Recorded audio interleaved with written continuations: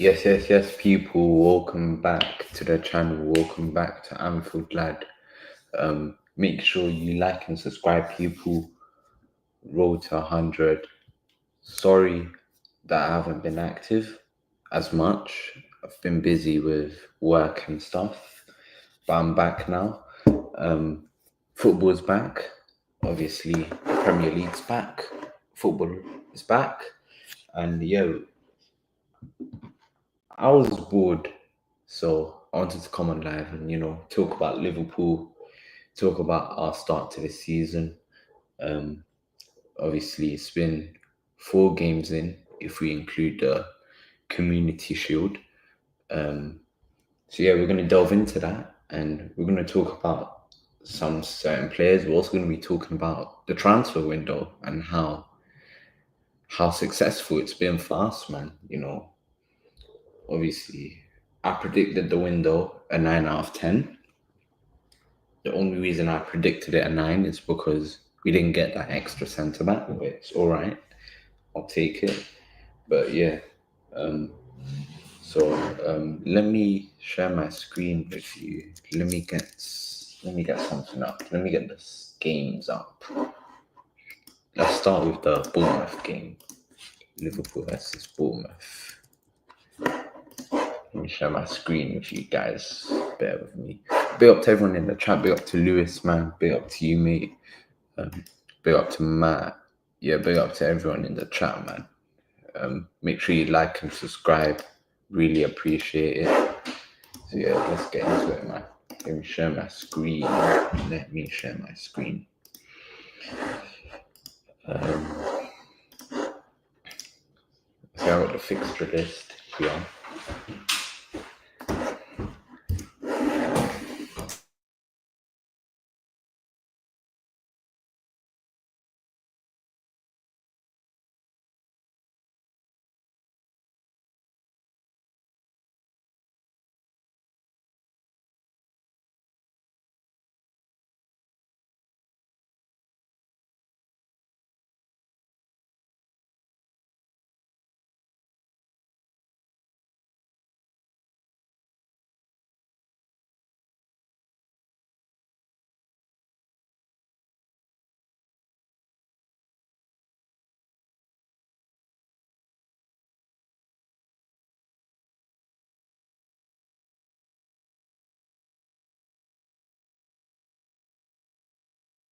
Sorry guys, I am back. But let me get up the fixture lists are here.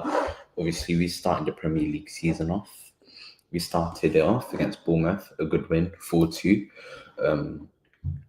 I think this game was a bit tricky because they had a good goal, Bournemouth. This guy was their star man, Semenyo. What a baller, man. He's very underrated. Surprised he didn't get a move this summer. He's a top player. Obviously, they've got some underrated players in their team as well. They got Alex Scott, I rate him. They got Tavernier, who's still at the club, Senesi. Obviously, their whole backline, they changed it up, obviously, because Kirk has left. He's joined us. There he is, Milos. Dean Huyson left the club and to join Real Madrid, and Zabarni left them to join PSG. So I think this is Zabarni's replacement. I don't know if they actually got a Dean Huyson replacement. I'm not so sure. But this guy's playing for them, Marco Senesi. He was awful when we played them.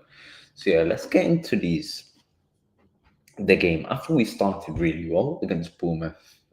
I remember the game. I remember it really well.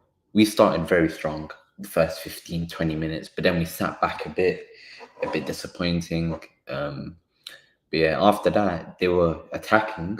They created some chances after 20 minutes, and obviously that Hugo Ekitike goal was class, man. What Ekitike, man. I'm lost for words. That guy is incredible, man. What a player, man. I'm so happy we signed him. the way he drops deep, links up play, something we need in fast striker. We didn't see that with Nunes when he was with us. Nunes wasn't the guy you wanted to rely on for link up, 1-2, stuff like that. So he was really good, Ekitike, man, in that game, the way he was dropping deep, helping, build up play. That's what you need from your striker. And also his pressing as well impressed me a lot, man. His pressing impressed me a lot. So, yeah, this guy is a beast, man. And hopefully many more to come with goals, man. He already has 3 Liverpool goals this season, if we include the Community Shield, 2 Premier League goals for us, which is lovely. So yeah, man.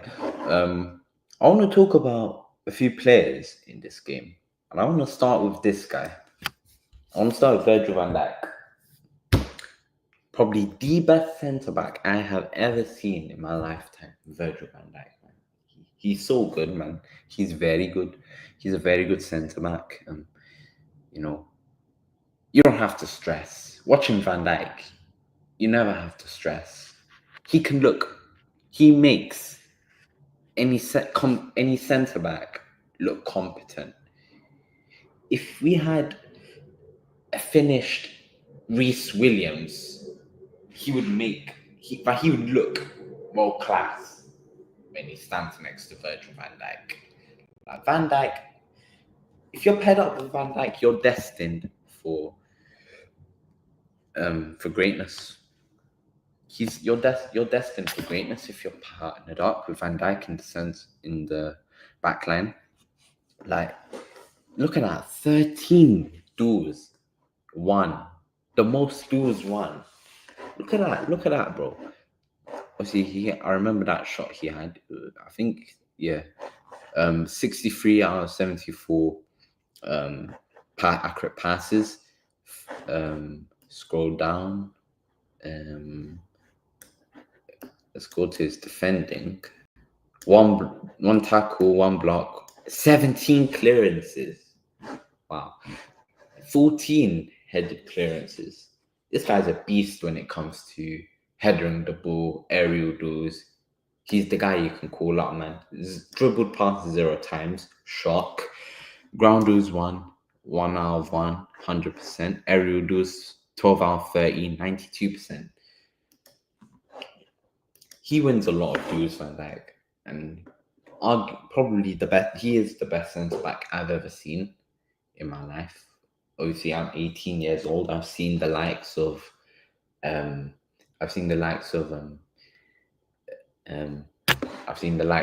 Gomez. I've seen the likes of Sako Sikirtel, however you pronounce his name. I've seen competent centre backs. I've seen centre backs that haven't been the best at Liverpool, but Van Dijk excels all of them. Probably the greatest centre back to ever play for Liverpool. He's a legend, Van Dijk, man. Also want to talk about another player, Frimpong. Defended really, really, really well. He was up against David Brooks. He did really well, by the way, David Brooks, I thought. But Frimpong handled him really well. Obviously, he came off after 60 minutes, same as Kirkes. I remember we brought on Endo and Robertson, and that fucked the game for us. So, yeah, it wasn't the best substitution from Slot. I wasn't really happy that he brought Endo on at right back. Obviously, after that, he shifted he brought in Joe Gomez like 10 minutes after, and Gomez was playing at right back. Endo was playing next to Szoboszlai in the pivot. So yeah, but yeah, Frimpong was excellent, man. Frimpong was excellent. 12 out of 16 accurate passes. Defending, 1 tackle, 2 clearances, 1 interception. He got dribbled past once in the game, which isn't that bad for someone that quotation marks can't defend, according to rival fans, which is bullshit. They think just because he's an attacking fullback, he can't defend. Like, bloody hell, man. Ground duels, 3 out of 4. Aerial duels, he didn't really have anything to header for, really. The ball wasn't coming his way. It was mostly coming on the left side. where Van Dijk and Kirkes was. So yeah. Another player I want to talk about, Kirkes I thought was poor.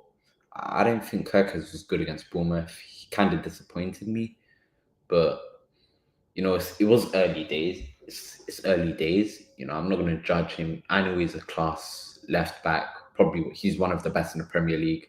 Definitely top three best left backs in the Premier League. So I'm not worried. He did well. He did half decent. I remember that great tackle he made on Semenyo on the ball. That was class, man. That tackle he made on Semenyo. So, but I think he needs to calm down a bit, Kirkes. He needs to calm down. Obviously, I like the aggression. I like the passion, but you don't want to be sent off, man. You don't want to cost the team. You don't want to lose the match, obviously. You don't want to cost your team the game. So just calm down a bit. Hopefully his temperament can calm down. And yeah, another player I want to talk about. I'm not going to talk about every player. Maka was really good. Obviously, Maka, I don't think he played against Palace. If he didn't play against Palace, if I'm wrong. Or am I chatting? I don't know, man. I think, he didn't play against Palace. It was Jones. But yeah, Maka was really good. That assist he made to Ekitike, that through ball. Obviously, the time of the passing was really good. Even though the Bournemouth centre back Senesi got the ball, he tried controlling it, but Ekitike, the composure he had to put him off. The press. That's what I was talking about before. Ekitike's press is key for us. The way he's able to press the defender, putting him under pressure like that, and having the composure in front of goal to finish like that was incredible. So yeah. Let's talk about Florian Wirtz in the Bournemouth game. I thought it wasn't his best game, but it's early days, as I've said. I'm not gonna judge. I'm not expecting Wirtz to put on this 10 out of 10 masterclass performances, superstar performances. Yeah, it's early days. I'm seeing people calling him a flop already. Like, sharp, man. Like, how are you calling someone a flop after a few games into a season? Like, come on, man. Wirtz will come good. We saw that free kick he scored against Germany.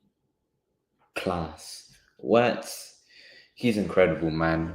And once he obviously he has Ekitike, he has Isak, Ekitike, Salah, Gakpo, Rio, Chiesa, all these attackers that he can create chances for. So I'm not worried about Wirtz, man. That guy is incredible. And in my opinion, I think he is world class, Florian Wirtz. He gets into most European teams. He gets into Bayern's lineup, in my opinion, obviously because they don't have Jamal Musiala. Real Madrid were looking at him. Manchester City were looking at him. So I'm not going to be ranting, oh, he's a flop. Oh, he was poor. What a waste of £100 million. By the way, people think he's cost 150 million. Well, he wasn't. His guarantee fee was 100 million, which is his add-ons are up to 60 million, but it's not. It isn't triggered yet. It would only be triggered should Liverpool savor success 4 times in either the Premier League or the Champions League. So this talk about he costs less than Caicedo, unless those add-ons are triggered, he's cost less than Caicedo. Okay, so yeah, obviously the bench, Chiesa was incredible off the bench, and that finish was incredible. Big up Chiesa. Salah, I thought was poor, but he got his goal. Mo Salah does his thing. Egyptian king. Let's go on to the next game. I want to talk about Newcastle because of this whole Alexander Isak saga.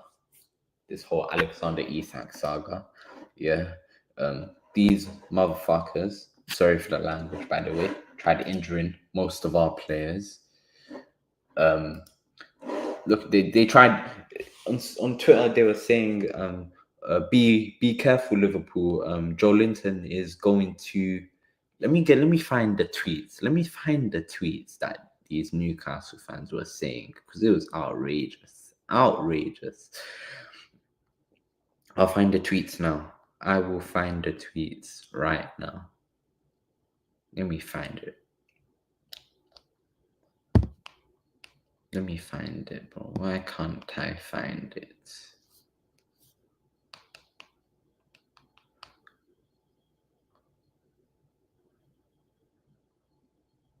These lot were saying Joe Linton was going to kill us and how it was a war.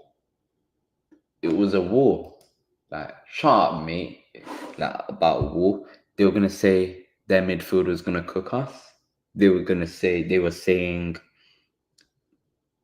they were going to injure our players. Well, they got 3 injuries out of that game, as you can see. Fabian Schär, Joe Linton. I hate this. This guy, I despise this guy the most in the Premier League. He's the cockiest, arrogant guy in the Premier League, bro.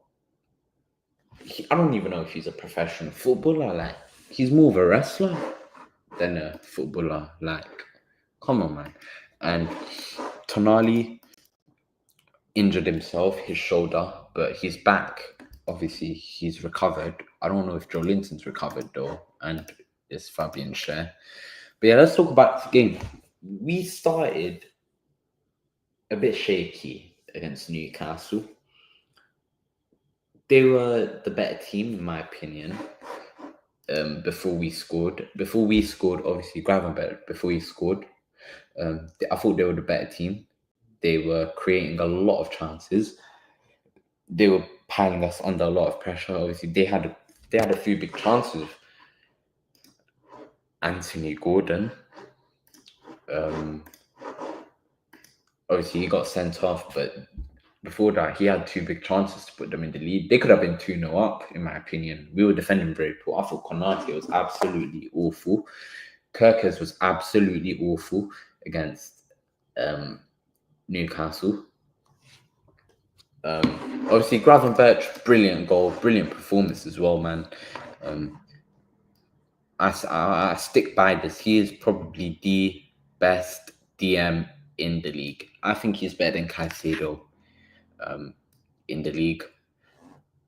You know, his ball carrying ability. He's improving a lot, Gravenberch, by the way, with his defending.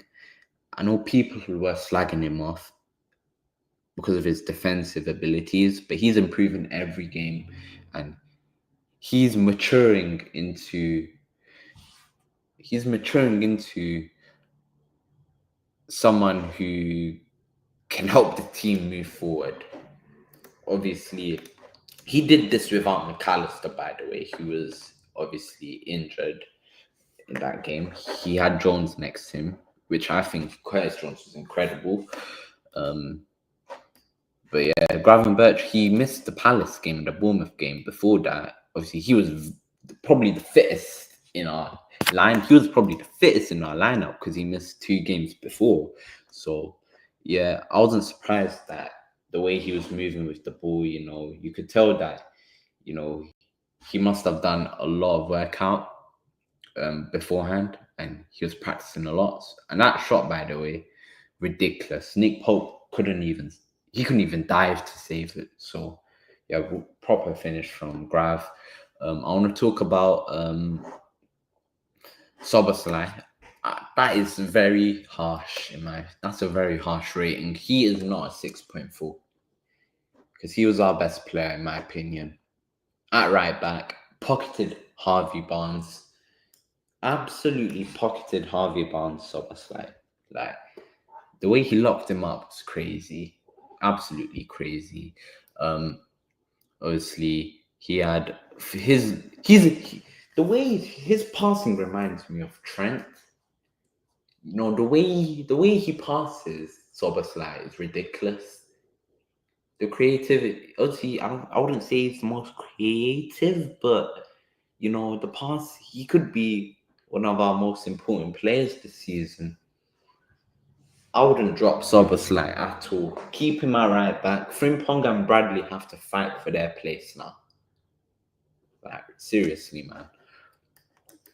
His defending. Obviously, we saw last season he was playing as Slot played him as number 10 a lot last season, which I slagged Soboslai off a lot last season because of the way the way he was dribbling with the ball. He wasn't creating anything. He wasn't creating any chances, looking for his teammates.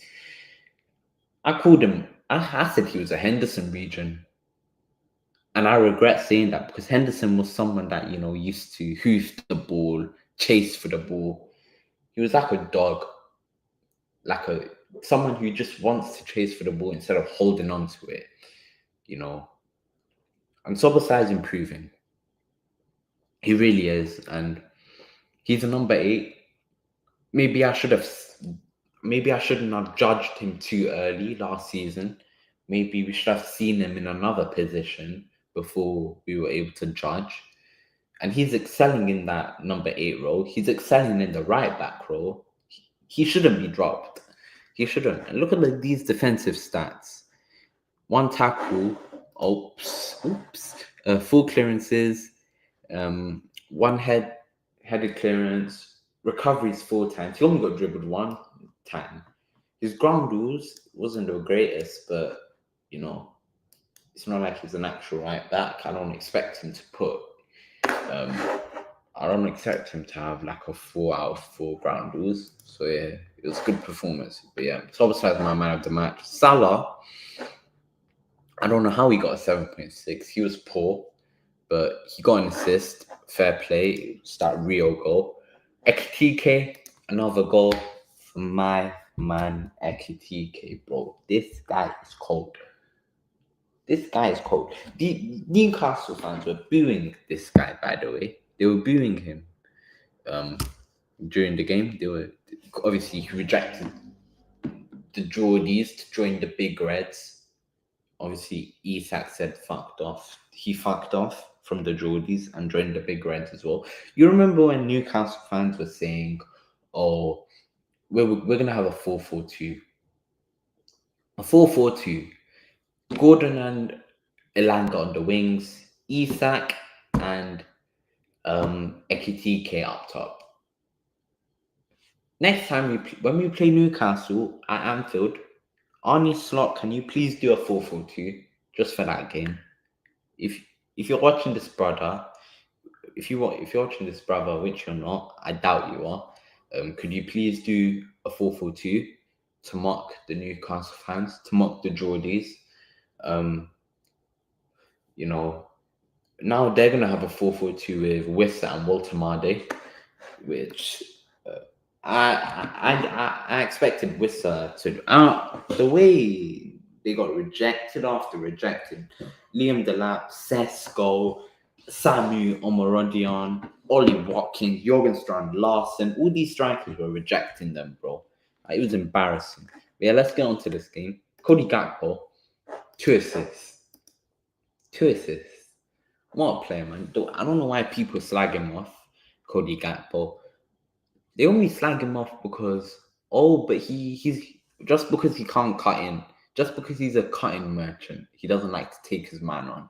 Well, I would rather have someone who produces goals and assists and can create chances for his teammates than someone who's a 1v1 winger and produces fuck all. And that was Luis Diaz. Luis Diaz is an example of that. He didn't produce a lot of GA. He was a good 1v1 winger, but he didn't create any chances for anyone. Gakpo is creating chances for his teammates. And that's what I love about him. Obviously, he got an 8.6 rating. 4 times he got fouled. Shots on... he only had 1 successful dribble, 3 tackles. Cody Gakpo, by the way, when he tracks back, I like the way he tracks back, Gakpo. 2 clearances, 4 recoveries, dribbled past twice. ground duels 1, AR 14, aerial duels 1 out of 1. Obviously, Gakpo's 6'4", if I'm not wrong. Correct me if I'm wrong, chat. I think he is 6'4", Cody Gakpo. Yeah. But yeah, let me go through the chat actually. I'm sorry if you guys are not here still. Sorry if I'm catching your comments late. Big up Stormtrooper, yo. Big up to you, mate. Big up to you. Big up to Rafa Football. Yo, how you've been, mate? This is Cooler Edits 10. If you remember me, yeah, I remember you, mate. Big up to you, Cooler. Rest in peace, Charlie Cook. Yeah, rest in peace to him, man. My thoughts are with him. Sending condolences to him and his family. It's just sad, man. And apparently, his his apparently his I think his wife and his children were there, so it's sad, man. It's very sad. Prayers go to him. It's tragic, man. I don't know why we people, just because you don't have the same views as him, just because you don't agree with his political views, you shouldn't wish on someone dying. Like, it's not good, man. Horrible, man. Horrible.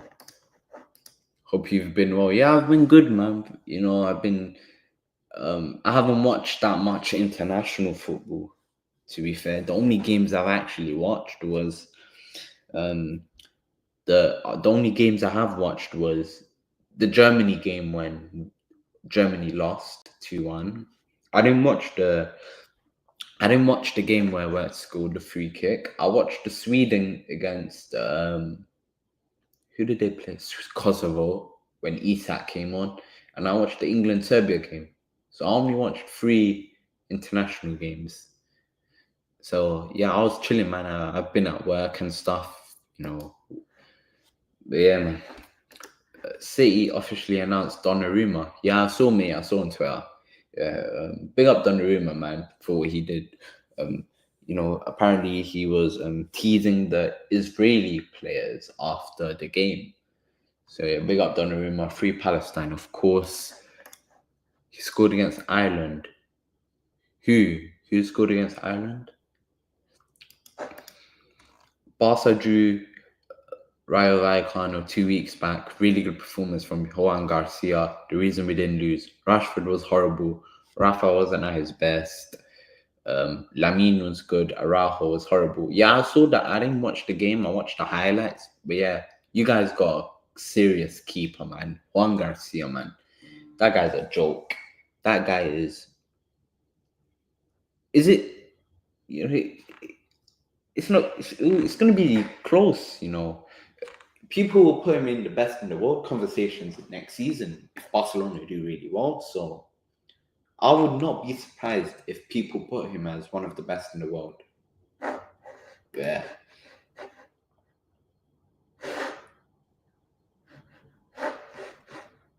Can you hear me, guys, by the way?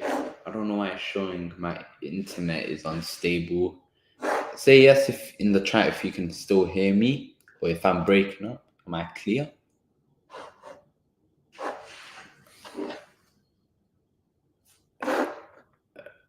Never mind.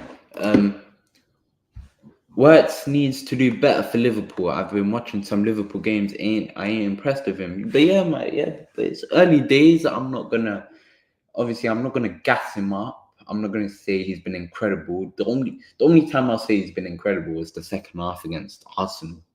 That was his best performance for us. Second half against Arsenal, he was incredible. He was really good. But yeah, I'm not gonna gas Wirtz up. It's early days. I'll judge him after 10 more games. If we're in December and I'm not seeing any improvement, then I'll obviously criticize players. Yeah, it is early days. Yeah, I judge a player after 10 games, in my opinion. I gave Nunes the benefit of the doubt when we had Darwin Nunes and he was getting slagged off literally the first few games of the season by our fans. I stuck by him for a year, then I gave up. after the 24, after the 23-24 season, I gave up with Nunes, man. That guy's awful. Yeah, I saw that Chelsea got 74 charges. Apparently, the punishment is a fine. It's not to do anything to do with points deduction. I think they're just gonna have a heavy fine, so it's not that deep. They probably have the money for it. Prayers to his family, yeah. Prayers to his family, man. He had 2 kids and a beautiful wife. Yeah, man. Sad, man. Sad. Rest in peace.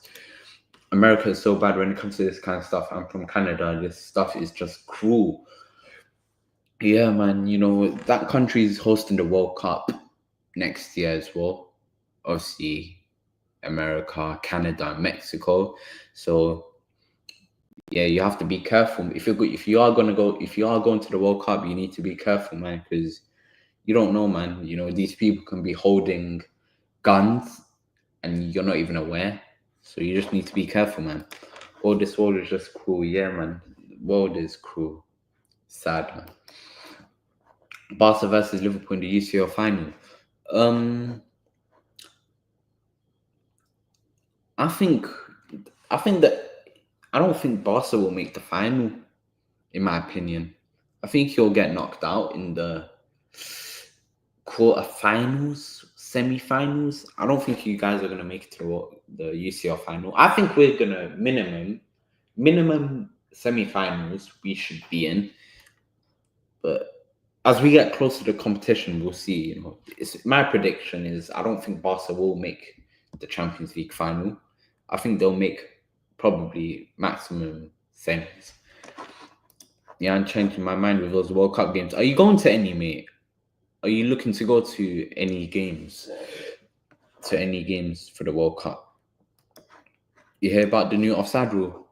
What, in La Liga or Premier League? I know there's some new rule in the Premier League about time wasting. So if the goalkeeper holds on to the ball 10 seconds or more, the opposition team have a corner. Only to the ones holding Canada. Fairs, man, fairs. Fair enough, man. But yeah, let's still talk about this Newcastle game.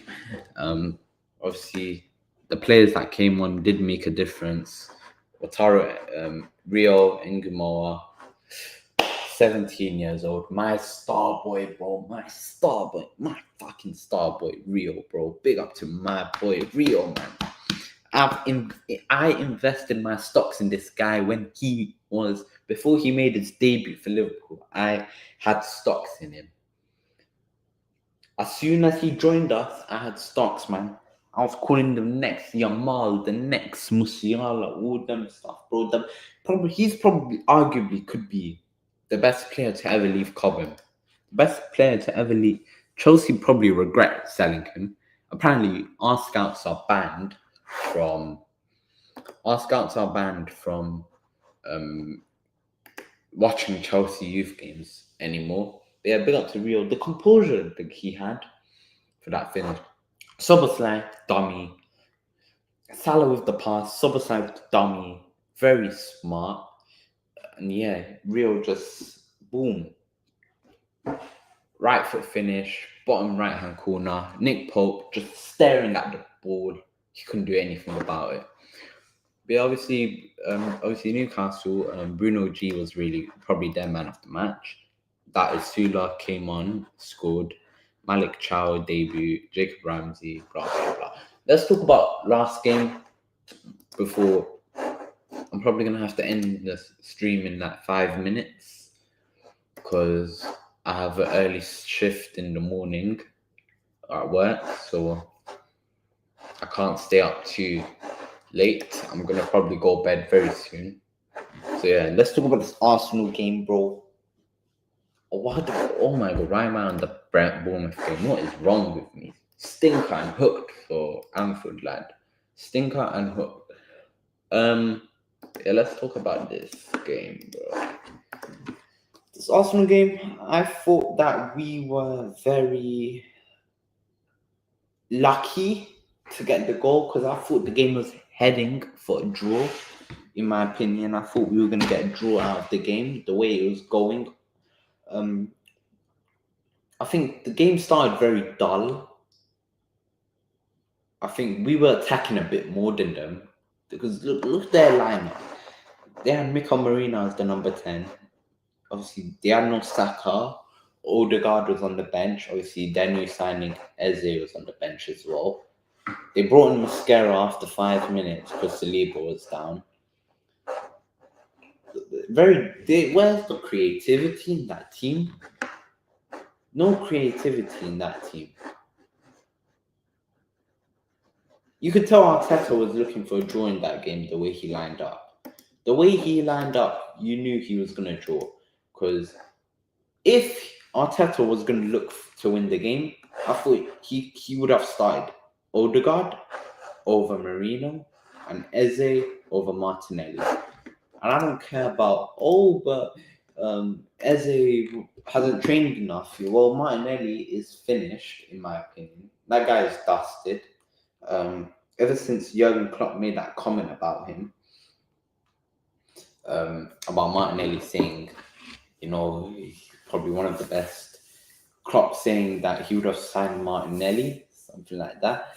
I don't know. I don't know the exact quote. Anyone in the chat, if you do know what Klopp said about Martinelli, please put it in the chat. I didn't know what he actually said, but he was gassing up Martinelli. And probably Martinelli took that on board and, stinking out the guy.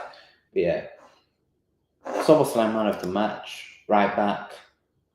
We can't drop this guy. We cannot drop that guy.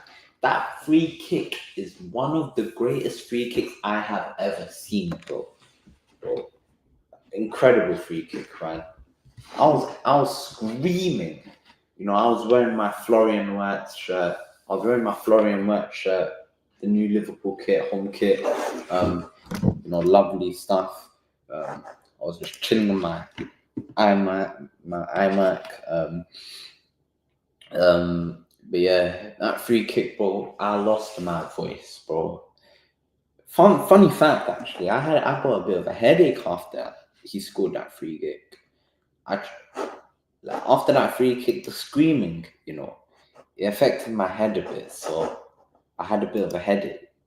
But yeah, I was better after an hour or two. But yeah, it was worth it, man. That's something. Obviously, we're the only team to win 3 out of 3 games this season. Incredible, man. Really happy. I was really happy with every single player on that pitch today. Konate was really good, even though he got 6.9 rating. I thought he was incredible. He handled Gyökeres really well. So did Virgil van Dijk. Incredible. Kirkes, by the way, pocketed Noni Madueke. He absolutely pocketed Noni Madueke. Madueke, he didn't know what to do. That guy was clueless. Madueke, people are saying gassing.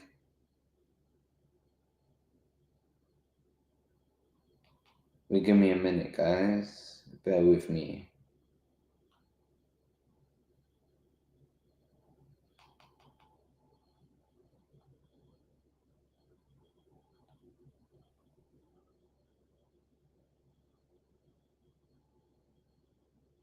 Okay, I'm back. But yeah, people were gassing up Madueke's performance. They were gassing this guy's performance. The guy that lost 1 out of 5 ground duels. He got dribbled past Bunce.